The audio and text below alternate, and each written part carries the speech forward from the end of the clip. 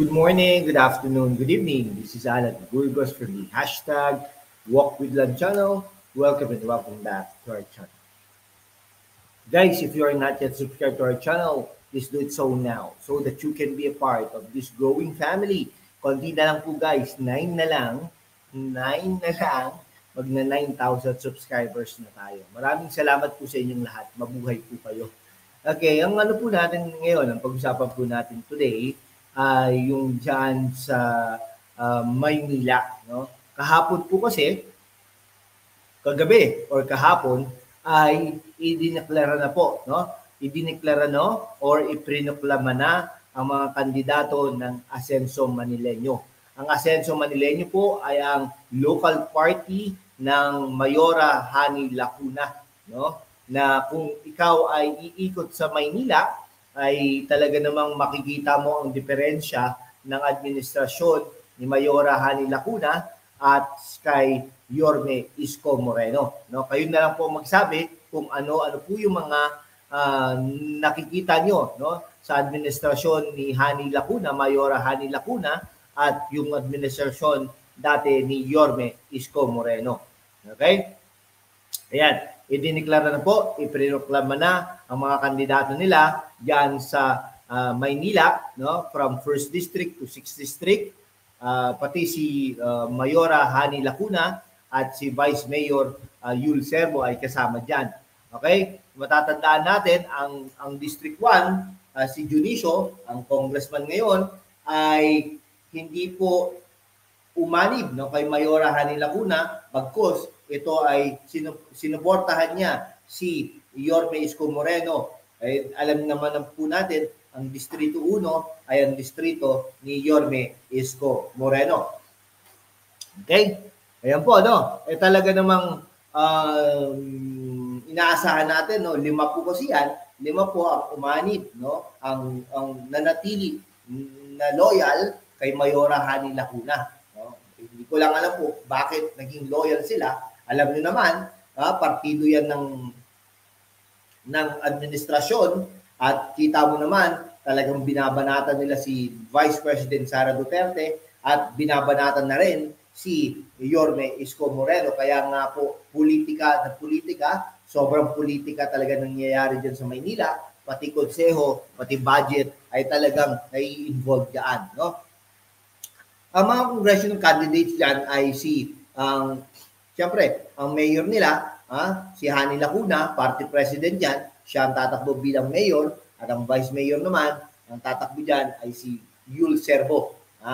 Okay? Tapos, siyempre, si Valerio kasama dyan, si Chua, si Representative Joel Chua, na tila bagang talagang ayaw na niyang umalis sa pwesto. No? Sana nga matalo yan ni Apple Nieto, na kapatid naman ni Vice Mayor Yul Serbo.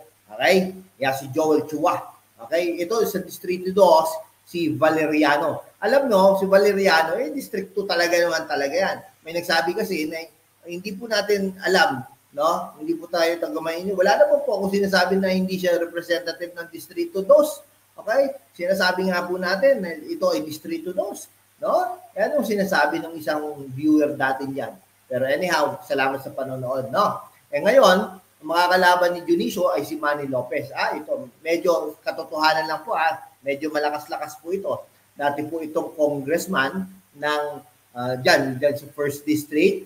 Okay? Sports enthusiast po ito. Ano po yata ito? No? Naging PSC chairperson. At naging ABAP Secretary General or Chairperson. Talaga sports enthusiast po ito. Talagang anak po ito ng dating mayor, Manny Lopez. No? Mel Lopez. No? Namatay na po yun. No? Okay. Ito naman po sa Distrito 6 ay si Benny Abante Jr. Sana nga po matalo na ito si Benny Abante Jr.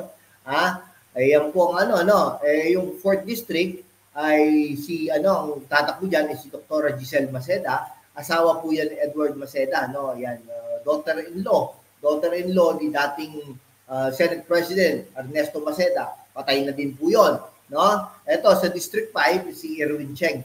Yan po yung mga tatakbo bilang congressmen and woman diyan sa Maynila. O kayo na po maghusga kung sino po bang karapat-dapat sa mga yan at versus do sa mga kandidato, Yorme's choice ni Yorme Isko Moreno. No? Ipinoklama na noong Biyernes, kahapon nga po yan, Setyembre 27, ng Asenso Manileño, ang dominanteng lokal na partido politikal sa kabisera ng bansa, ang kanilang powerhouse lineup sa May 2025 local election. Nangunguna sa lineup ang re-electionist na tambalan ng Mayora Hani Lacuna at Vice Mayor Yul Serbo. Gayon din ang kanilang mga ticket para sa 6 na distritong upuan sa Kongreso at 36 na upuan sa Konseho ng Maynila. Okay, biruin mo yun, 20 ang gano'n yun. Almost majority, almost, nagkakapatay sila ng minorya. Okay, nag-convene ng Asenso Manileño dyan sa San Andres Sports Complex nitong Biyernes ng hapon kung saan sinundan ng formal na programa dakong alas 3 ng hapon. Alam niyo po ba, dyan sa San Andres, mayroon yata sports, ng SK chairperson, SK Federation. Kaya lang, since hindi nila kaanib ang SK ngayon dyan sa Maynila, ay hindi po nakagamit ng court, no, dyan sa Maynila. No? Supposedly, dapat, ginagamitan nila yan, no? Okay, dating sports executive ito si Manny Lopez, ay anak ng dating Manila Mayor Mel Lopez at Manila First District Congressman mula 2016 hanggang 2022. Yan. Si Lopez ang isa sa pinakabagong miyembro ng Asenso Manileño. Bakit kaya? Ang lahat ng 5 House Committee, alam niyo po yung 5 congressmen na nabanggit natin, no? Ay miyembro ng mga iba't ibang committee, chairperson ng iba't ibang committee. Yun po pinagmamalaki nila. Nanggigipit po sila ng mga tao diyan sa Maynila at hindi lang po sa Maynila, sa buong bansa. Kaya samantala, formal na rin pinakilala ng Asenso Manila ang kanilang powerhouse lineup para sa Konseho ng Maynila. Tingnan nga natin kung powerhouse, kayo po ang humusga. Ito po sa Distrito 1, no? Eugene Lim, Peter Ong, Marjon Isidro, De La Cruz, Bobby Lim. Parang parang mga check-checkwa. Kinabibilangan naman ni na Benaventura, Rod Laksamana, Robles, Uno Lim, Mark Lacson, David Chua at para sa Distrito 2. Kayo na humusga kung sila po ba ay karapat-dapat. Lakas naman daw yung powerhouse ticket ng Distrito 3, Fa Pabuso, at Jong Isip, at Chensa, Karen Albert, Jeff Lau. No? Kompleto recados naman ang 6 kandidato sa pagkonsehal sa Distrito 4. No? Roy Bacani, Nieto, Bong Marsan, Freddy Bucad, Sayed Reyes, Florendo. No? Sa Distrito 5 naman, okay, naman ay sina Bel Isip at Chari Ortega. Ba't kaya kulang? Habang matinding 3 kandidato ng Distrito 6 ay sina Francis Olazo, Fag Abante at Philip Lacuna. Sa kasalukuyang konseho ng lungsod Mayorya, ang miyembro o 20 ng mga konsehal o mga katawan sa 6 na distrito ng Maynila ay mula sa Asenso Manileño Club.